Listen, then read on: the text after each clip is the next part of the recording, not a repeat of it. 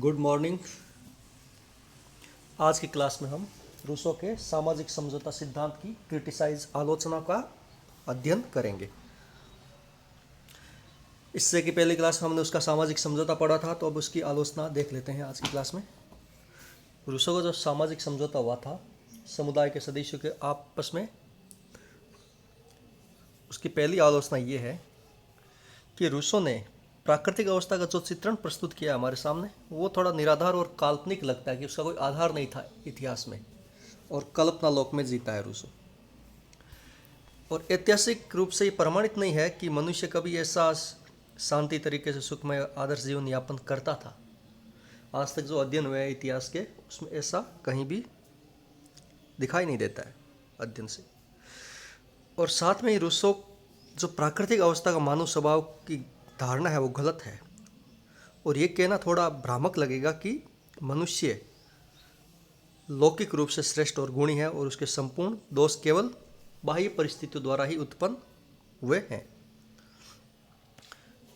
कि नहीं, मनुष्य अंदर से तो बहुत अच्छा है, परंतु वो बुरा तभी बनता है जब उसको समाज बनाता है। ये एक बात थोड़ी निराधार सी काल्पनिक लगती है कि मनुष्य का स्वभाव अच्छा भी होता है, बुरा भी होता है, मनुष्य दोनों का मिश्रण पाया जाता है। तो ये एक तरफा कहना कि नहीं उसको समाज ने बिगाड़ दिया, ये थोड़ा लौकिक रूप से सही नहीं, भ्रामक मान सकते इसको। और यदि व्यक्ति मूल रूप से उच्च और श्रेष्ठ है तो ये समझ में नहीं आता कि केवल संपत्ति के कारण ही उसके समस्त गुण विलुप्त कैसे हो गए। अगर आंतरिक रूप से मनुष्य उच्च आदर्शों वाला है तो ओनली प्रॉपर्टी, संपत्ति के प्रवेश के कारण ही वो क्यों उसका दोष आगे व्यक्तित्व में कि उसको सामाजिक समझौता करना पड़ा। ये इसकी पहली आलोचना हम कर सकते हैं। दूसरी जो आलोचना है वो यह है कि रूसो प्रगति के सिद्धांत का विरोध करता हुआ कहता है कि मानव समाज का निरंतर ह्रास हो रहा है, डिक्लाइन हो रहा है अर्थात। तो ये तर्क थोड़ा तर्क सम्मत नहीं लगता है। मानव जाति का इतिहास अगर हम देखें तो वो प्रगति का इतिहास है, अवनति का इतिहास नहीं है। सभ्यता और वैज्ञानिक प्रगति के पथ पर जितना मनुष्य चल चुका है आज तक, उतना आज से पूर्व कभी नहीं चला था। सभ्यता का विकास, प्रगति का विकास, ये सब कुछ डिक्लाइन हुआ है, मनुष्य आगे ही बढ़ा है। और मनुष्य की जो जिज्ञासा वृत्ति होती है उसे नवीन क्षेत्रों की ओर उन्मुख करती है, पीछे की ओर नहीं धकेलती है। कोई भी उसकी जिज्ञासा होगी कि ये चीज़ें खोजूँ, वो चीज़ें खोजूँ, तो वो पीछे की तरफ नहीं जाएगा, आगे की तरफ खोजेगा। तो ये प्रगति का विरोधी विचार है। रूसो इसको कहा जाता है कि इसने मानव को प्रकृति की ओर लौटो ये कहकर मानव प्रगति का विरोध किया था। तो तीसरी आलोचना है वो ये है कि रूसो के कहता है कि सामाजिक समझौता व्यक्ति और समाज में होता है, वहीं दूसरी ओर समाज समझौते का परिणाम है। तो ये विरोधात्मक है और असंगत दृष्टिकोण लगता है हमें। एक तरफ तो कहता है कि समझौता व्यक्ति और समाज के बीच हुआ है, और दूसरी तरफ कहता है कि नहीं, समाज तो समझौते के द्वारा बना है, तो फिर समझौता कैसे हुआ। तो ये थोड़ा भ्रामक लगता है।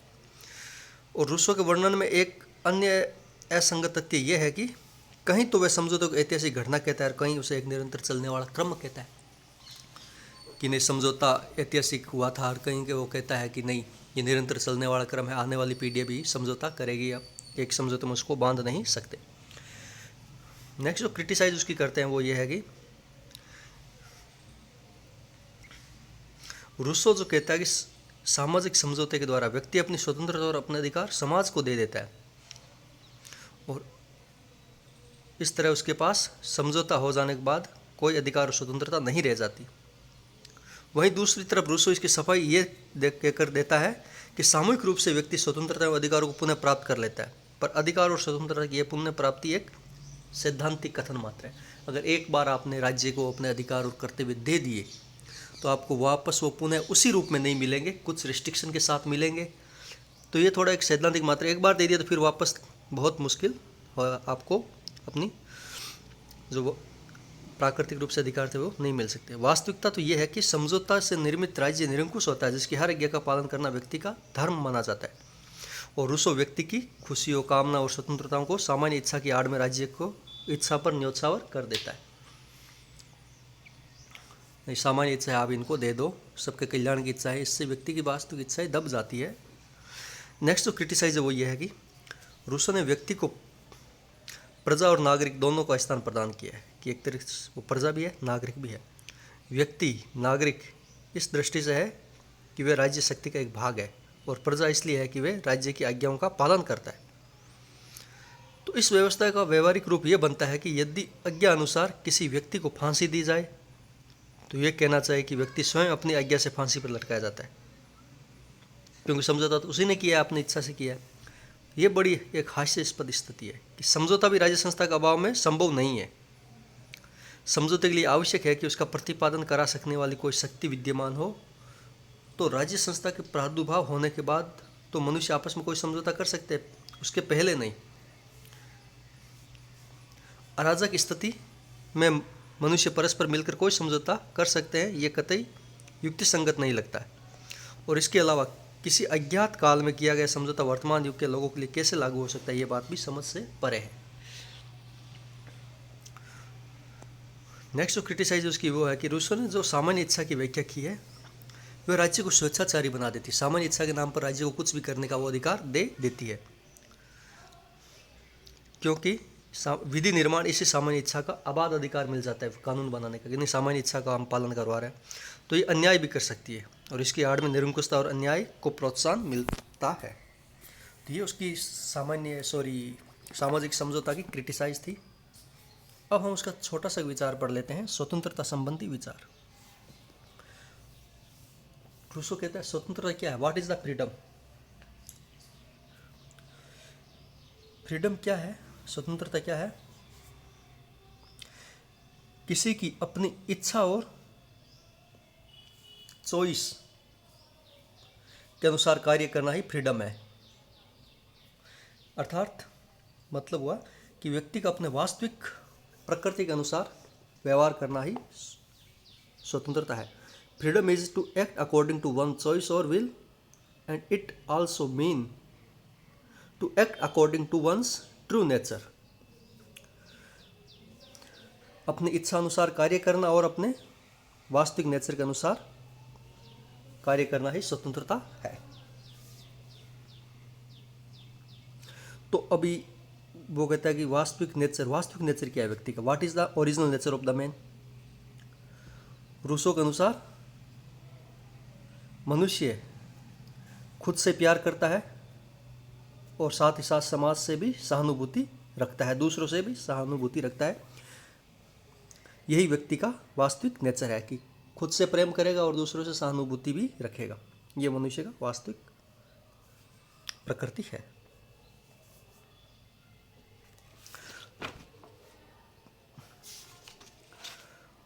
तो जो स्वतंत्रता का विचार है उसका वो यही कहता है कि रूसो का एक बड़ा प्रसिद्ध कथन है कि मनुष्य जन्मता तो स्वतंत्रता है, परंतु वो हर जगह बेड़ियों से जकड़ा हुआ पाया जाता है।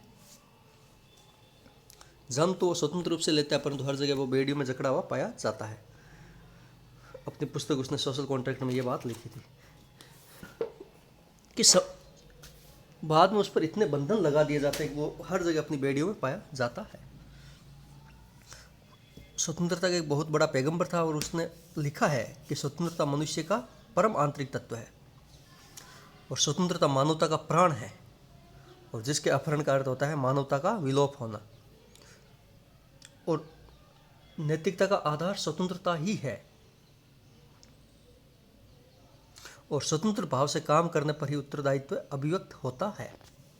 किसी को आप अगर उत्तरदायी ठहराओगे तो उसके लिए उसको स्वतंत्र भाव से काम करने की पूरी छूट होनी चाहिए।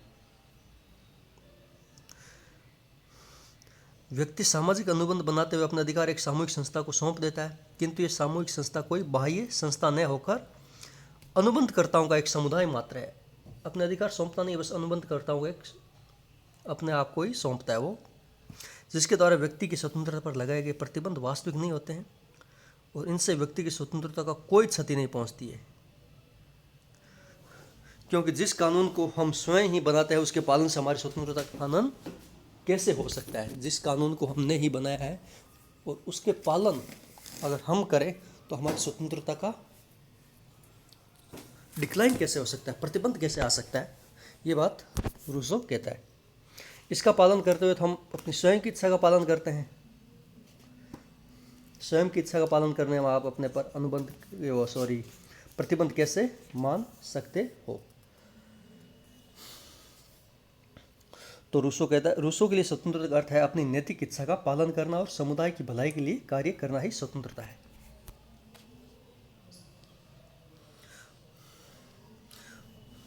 रूसो कहता है कि जो व्यक्ति अपनी सामान्य इच्छा का पालन नहीं करेगा उस व्यक्ति को स्वतंत्र होने के लिए बाध्य किया जाएगा।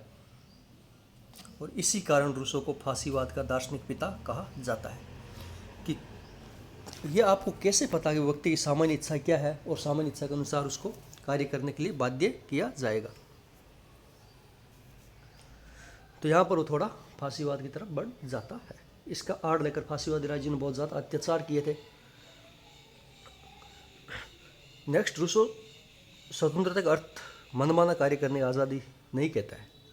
वो कहता है कि समाज द्वारा सामान्य हित की दृष्टि से बनाए गए नियमों का पालन व्यक्ति को अवश्य करना चाहिए और उसके विरुद्ध किया गया आचरण सामान्य इच्छा की अवहेलना करना होगा, जो स्वतंत्र नहीं बल्कि स्वच्छंदता कहलाएगी।